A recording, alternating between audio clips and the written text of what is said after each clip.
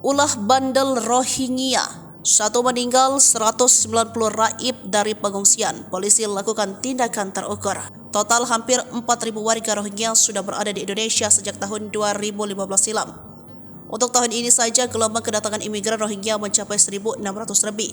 Polisi pun mengungkapkan jika penanganan 1.600 lebih warga Rohingya ini cukup berat karena mereka kerap nekat dan bikin ulah. Kebandelan Rohingya adalah melarikan diri dari pengungsi atau menyeludup secara gelap di beberapa wilayah Indonesia di antaranya Riau. Baru-baru ini polisi mendapat 190 di kamp penampungan sementara dan satu orang bernama M. Nur 32 tahun meninggal karena kesehatan dan dampak dari nekat melarikan diri.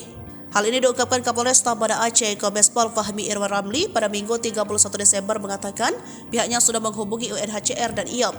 Namun Fahmi dan jajaran tetap melakukan pengamanan dan penjagaan. Sementara itu, dari Aceh Utara, kata Kapolres Aceh Utara AKBP Deden Heksa Putra, Jumat 29 Desember mengabarkan ada 9 pengungsi Rohingya diduga hendak melarikan diri dari Kabupaten Pidi ke Dumai, Provinsi Riau. Warga mengabarkan mereka saat berjalan kaki di Desa Ranto, Kecamatan Ibong, Kabupaten Aceh Utara, Provinsi Aceh pada Kamis 28 Desember 2023 malam. Mereka ini penampungannya di Pidi lalu kabur dan berencana ke Dumai, Provinsi Riau, tetapi sudah diamankan dan dikembalikan ke pengungsian, ujarnya.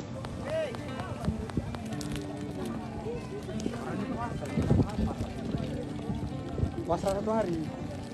Hah? Puasa satu hari. Puasa selama ya lah. Ini nanti dari